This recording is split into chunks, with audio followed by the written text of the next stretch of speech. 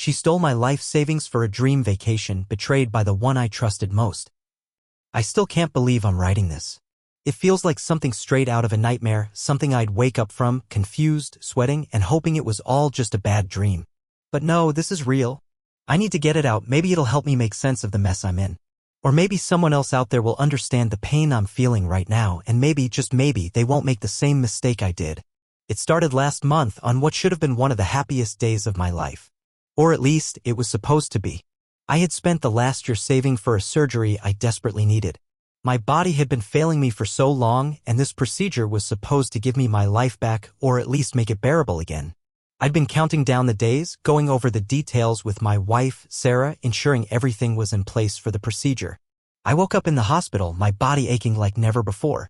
The pain was sharp, unbearable, but it was nothing compared to the sinking feeling that hit when I saw the nurses walking past and no one seemed to be talking to me about the surgery. I tried to sit up, but everything felt foggy. My head was spinning and it felt like my body wasn't quite connected to my brain. "Hey," I called weakly to the nurse who passed by. "What happened to my surgery?" Her face looked familiar, but I couldn't quite place her name. She looked at me with pity in her eyes, almost as if she were afraid to give me the answer I didn't want to hear.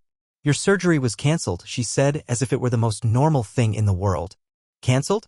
I repeated, not quite understanding. "Why? Was there a mistake with the scheduling?" She shook her head and walked away, leaving me more confused than before. My heart started to race as I called Sarah. She was the one who had been helping me through everything. She was supposed to be here, right now, holding my hand and reassuring me that everything was going to be fine. But the phone just rang and rang. No answer. I texted her.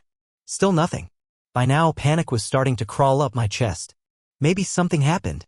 Maybe she was just busy. She had been working a lot lately, too. I even called her parents, no response from them either. Something didn't sit right, but I tried to shake it off. It was probably just a mistake. Maybe I was overreacting. But the moment I checked my phone and saw the email notification from the hospital confirming the cancellation, that gut feeling hit me like a ton of bricks. The email wasn't from me. It was someone else. Someone had called in and canceled my surgery. Someone I trusted. Someone who was supposed to have my back. I sat up in bed, my stomach churning. The nurse had said my surgery was canceled, but this wasn't some simple mix-up. This was deliberate. And the more I thought about it, the more the pit in my stomach grew. It wasn't just the surgery I had to worry about. It was everything that came with it, the money, the time, the trust I'd placed in someone who had promised to be there for me. My heart started to race as I stared at the phone in my hand. Something was very wrong, and I had no idea just how deep the betrayal ran. I stared at the email for what felt like an eternity, my mind struggling to process the reality of what was happening. Someone had canceled my surgery. Someone I trusted had made that call. But that wasn't all. No, the worst was yet to come.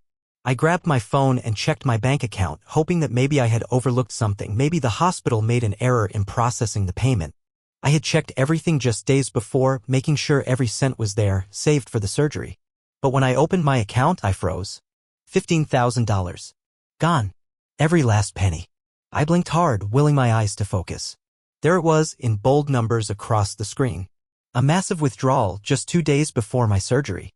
My heart pounded in my chest, my breath shallow as I frantically scrolled through the details. I didn't recognize the transaction. I had double-checked everything. How could this have happened? I called Sarah again, my hands trembling as I dialed. It went straight to voicemail. Again. I texted her, each message growing more desperate, more frantic. "Sarah, where are you? Please call me." Nothing. No answer. A cold shiver ran down my spine as my mind raced. Was this a mistake? Maybe I did something wrong? But no, I knew better. I had been so careful, so meticulous with the money. There was no way I had made a mistake this big. With a growing sense of dread, I decided to head home. Maybe she was just busy, maybe she had a good reason for not picking up the phone. But the moment I pulled into the driveway, the pit in my stomach deepened. Something was off. Sarah's car was gone. The driveway, which was always filled with her things, was eerily empty.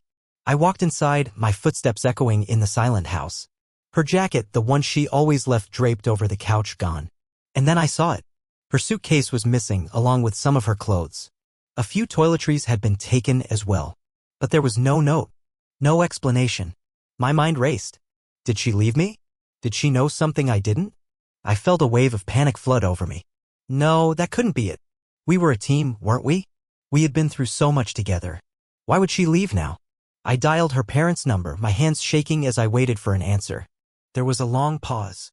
"No, she's not here," her mother replied, her voice unusually calm. "She hasn't been around for a while." I didn't know what to say. My head was spinning. Where could she be? I hung up, feeling the walls close in around me. There was no more avoiding it. Something was terribly wrong. I stumbled through the house, hoping to find something that would make sense of all this. But everything felt cold, disconnected. Maybe I'm overreacting, I thought, my mind desperately trying to hold on to a shred of hope. Maybe there's a perfectly reasonable explanation for all of this. But as I sat down on the couch, staring at my phone, I checked the shared email account Sarah and I used for finances. That's when I saw it.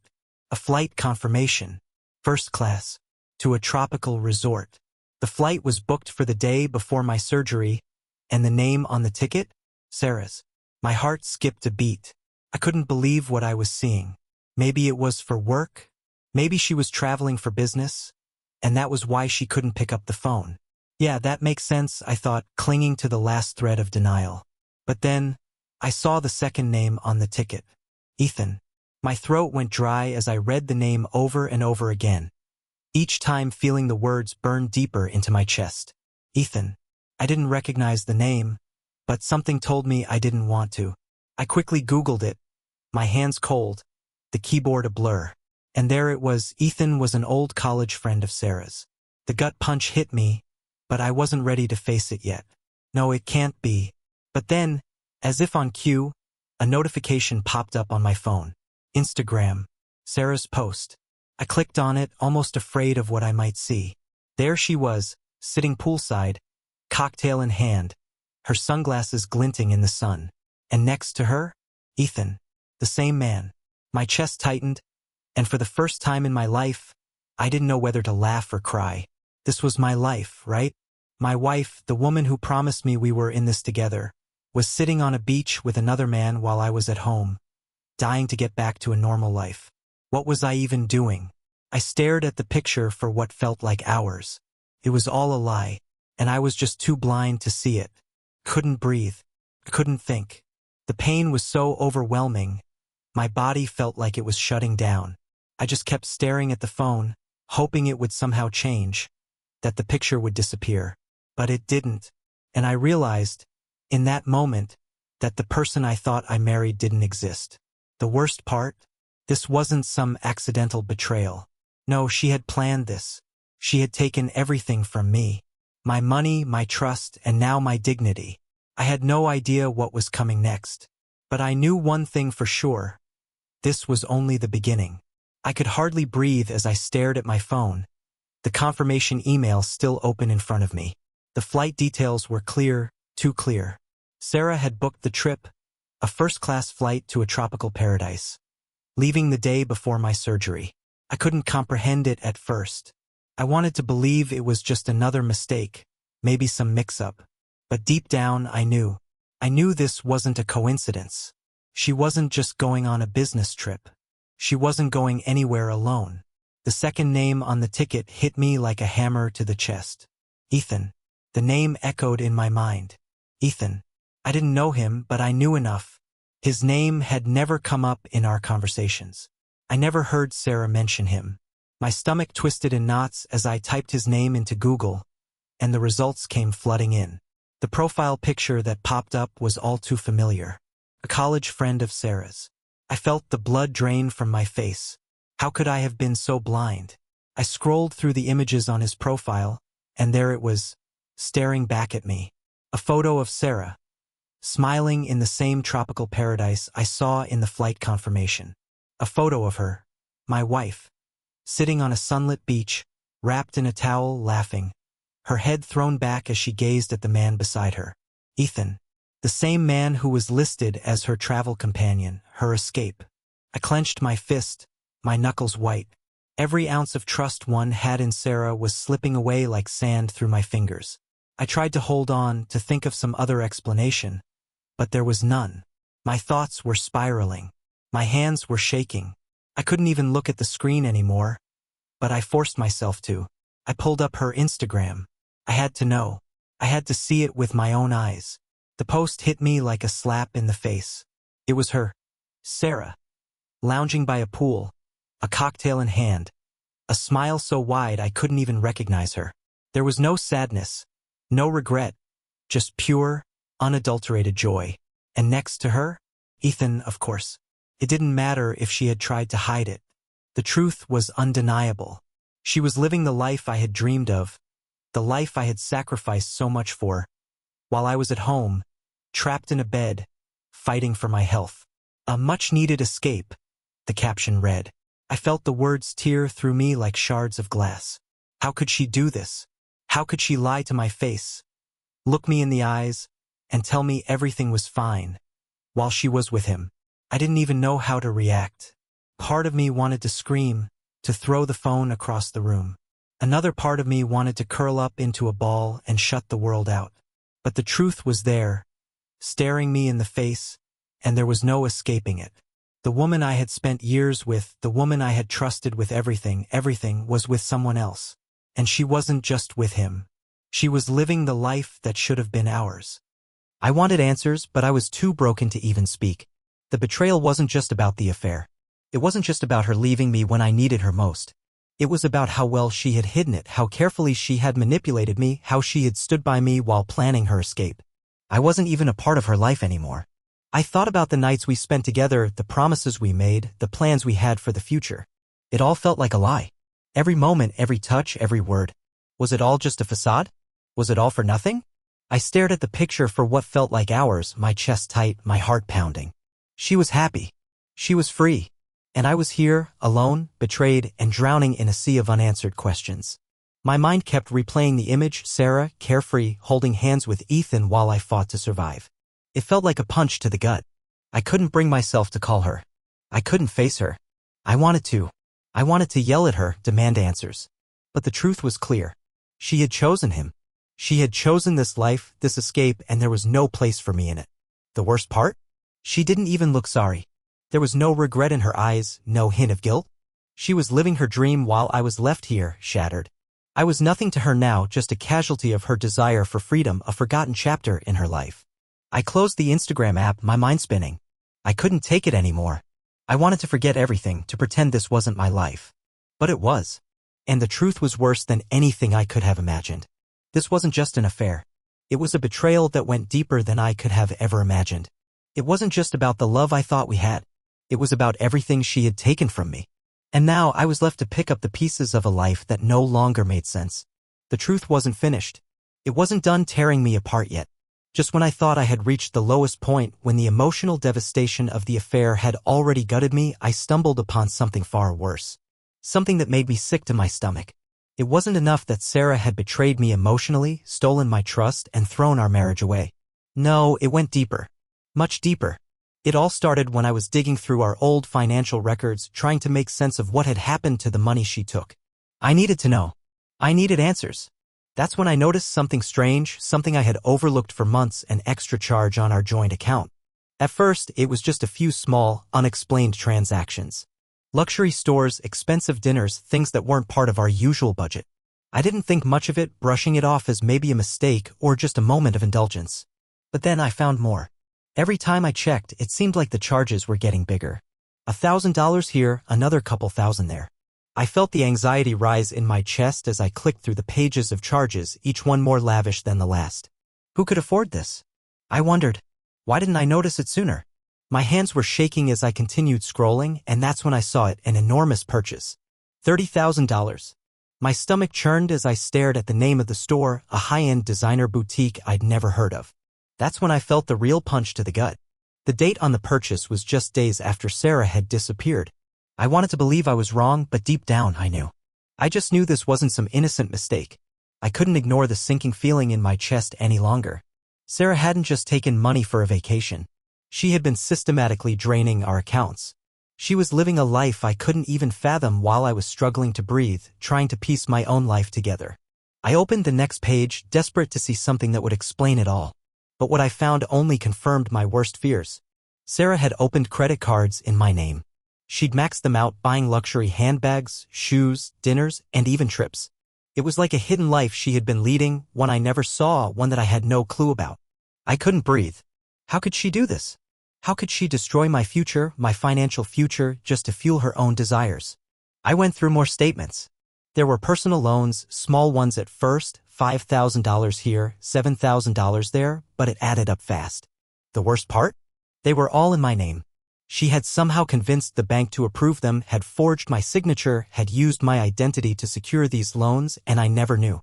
Not once. I was too busy working, too busy trusting her to see the cracks in our lives. I felt like I was suffocating. My mind couldn't catch up with the reality of it all. I was drowning in lies, in deceit. The woman I had loved, the woman I had trusted with everything, had been systematically destroying my financial life. Every dollar I worked so hard for, every sacrifice I made, had been used to fund her escape. I couldn't even believe it. How could I have been so blind? The shock hit me hard, like a punch to the stomach. I felt like the ground had been pulled out from under me. It wasn't just the affair. It wasn't just the betrayal of trust. It was the way she had planned this. It was the way she had executed it with cold precision, taking what she wanted, using me as a stepping stone to get there, and then discarding me like I meant nothing. I picked up my phone, needing to talk to someone, anyone, just to get the anger out, but I couldn't. I didn't even know where to begin. How do you tell someone that the person you loved had been robbing you, lying to you, living a double life? How could I explain the destruction that had been carefully laid out in front of me? My head was spinning. Every time I thought I was beginning to understand the depth of her betrayal, I uncovered something worse. And with every new discovery, the anger grew. How could she do this to me? How could she be so heartless? It felt like a gut punch every time I uncovered something new. The loans, the credit cards, the lies. My financial future, the future I had been working for, was in shambles. All because of her. All because she wanted to live a fantasy life with someone else. I sat down, my hands gripping the edge of the table as I tried to steady myself. I didn't know how I was supposed to move forward. How could I rebuild when everything I had worked for had been taken from me? How could I trust again when the person I trusted most had done this? And then, as if the final blow hadn't landed hard enough, the realization hit me. She had planned this for months.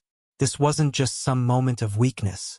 No, Sarah had been setting this up for a long time, slowly, carefully, like a predator stalking its prey. She had taken everything from me, and for what? To live a lie with someone else? To escape the life we had built together? I was left with nothing but broken trust and a shattered future. And the worst part? I knew she didn't care. She had gotten everything she wanted. And I was left to pick up the pieces, wondering how long I had been living in a lie. I couldn't let Sarah get away with this. I couldn't let her destroy me, take everything from me, and walk away without facing the consequences. No more playing the victim. No more hiding in the shadows, letting the pain consume me. It was time to take control, to fight back. Not just for the money she'd stolen, but for the dignity she had trampled on. I spent the next few days gathering everything: bank statements, loan documents, credit card bills, and all the evidence of Sarah's betrayal. Every piece of paper felt like a weight in my hands, but I knew it was the only way forward. I contacted a lawyer, desperate to begin the process of recovering my funds. I needed help, someone who could guide me through this mess, someone who would help me make her pay for what she'd done. The anger that had been building inside me finally started to feel purposeful. For the first time in days, I felt like I had some control over my life. Sarah might have taken my money, my trust, and my future, but she hadn't taken my ability to fight for what was right. I wasn't going to let her slip away into some happy ending. Not after everything she had done. The lawyer explained the process to me, and while I knew it wasn't going to be easy, I felt a spark of hope. Legal action would be the first step, but I couldn't just let this slide quietly. I needed the world to know who she really was. I needed to expose her, to show everyone the truth. I spent hours crafting a post, calm, composed, but undeniably powerful. I included screenshots of her purchases, the stolen funds, and the lies she had told. I detailed the affair, how she had been playing me while she was off living some fantasy life. I wasn't just exposing her for the sake of revenge. I was exposing her because I couldn't let anyone else fall victim to her manipulation. I had to make sure that no one could look at Sarah and think she was the victim in any of this.